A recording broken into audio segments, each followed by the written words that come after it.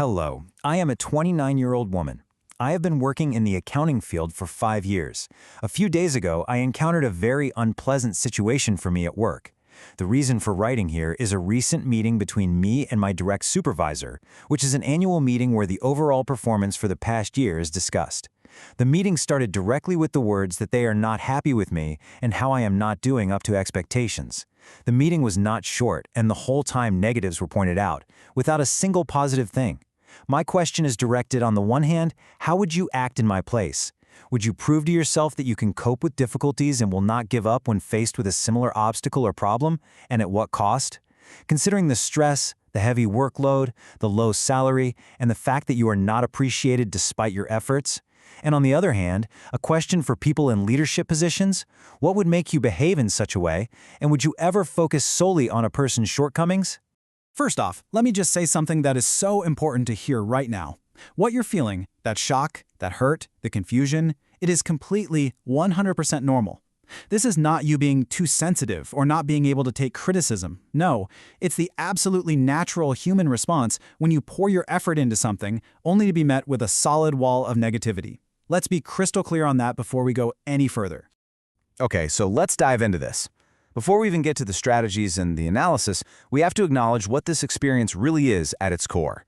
We're talking about a conversation that, let's be honest, probably felt less like a professional review and way more like a personal attack. Let's just lay out the basic math of this situation, because it's pretty stark. You are giving more than you're contracted for, you're getting paid less than you deserve, and you're receiving way more criticism than recognition. I mean, that equation just doesn't work. It's totally unsustainable. In any healthy system, when you give extra, you get something back. Acknowledgement, respect, something. When that fundamental balance is broken, it's just a fast track to feeling exhausted and full of self-doubt. Now, let's shift our lens for a moment because it's absolutely crucial that we put the right name on what happened here. This was not a constructive performance review. It just wasn't. The moment feedback becomes entirely negative with nothing positive to balance it, it stops being about your development. It becomes about something else entirely. It's a shift from guidance to pressure. And that something else has a name: systematic devaluation. It sounds like a complex term, but it's really a pattern. It's a management tactic, and it doesn't even have to be conscious, that uses ongoing, often vague criticism to keep you feeling insecure and off balance. The goal isn't actually to help you get better. The goal is to keep you in a state of constantly trying to prove your worth so they can get the most out of you without having to give you more support or more pay. This chart just lays it all out, doesn't it? The difference between a healthy challenge that helps you grow and a toxic environment that just wears you down. You see, in a healthy setup, criticism is specific. You know what you need to do. Your efforts are actually seen. And when you grow, you get rewarded for it. But on the other side, in that toxic maze you've described, the criticism is vague, maybe even feels personal. The good stuff you do is basically invisible. And the target you're aiming for, it just keeps moving. The reward is always just around the corner, but you never quite get there. It's designed to keep you running. And where does that lead? Well, it leads right into the most common reaction that good, conscientious people have in this spot. Your instinct is to say, okay, fine, I'll show them. I'll just work even harder.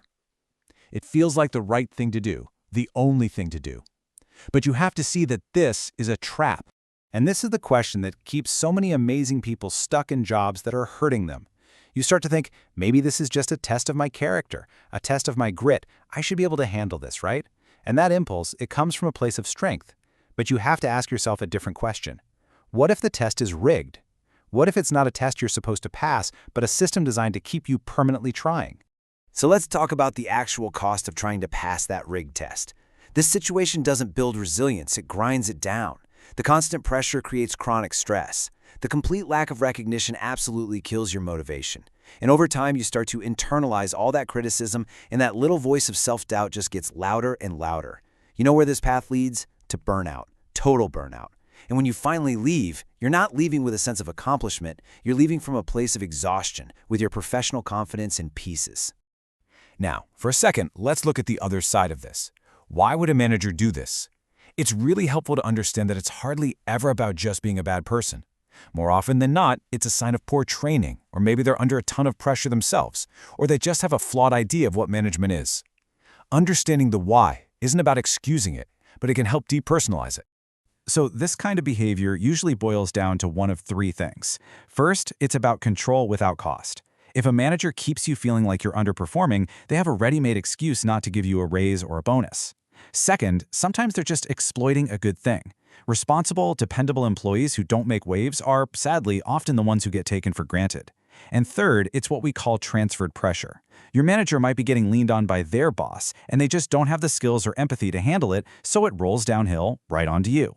And this statement just nails it. Let's be perfectly clear. A review with literally 0 positive comments is not feedback. It's a management error, period. It's a massive failure in leadership skill. This isn't a reflection of your performance, it's a reflection of their inability to manage. So, if working harder is the trap, then what's the answer? The way forward is not about trying to prove them wrong anymore. It's about protecting yourself and reclaiming your own sense of professional power and agency. It's time for a strategic shift, away from trying to please and toward professionally managing the situation. Here are 3 concrete steps you can take. Number 1, set healthy boundaries. This is not about being difficult, it's about being professional. Work your hours, take your breaks, shift the dynamic so that any extra effort from you has to be asked for, not just expected. 2, document everything. Keep a simple, factual log of your projects, your workload, your successes. This isn't about building a case for a lawsuit. It's about building a case for yourself to yourself. And 3, start exploring your options. Just dusting off your resume and seeing what's out there is incredibly empowering. It's a powerful reminder that this job is not the only world there is. As we wrap this up, I want to leave you with one last really important thought. This whole situation has been framed as a question about your competence, about whether you're good enough. But that is not the real question here. Not by a long shot. Please hold on to this. The fact that this hurts so much isn't a sign that you're weak. It's a sign that you care. You're invested in your work. You take pride in it. Someone who didn't care would just shrug and move on.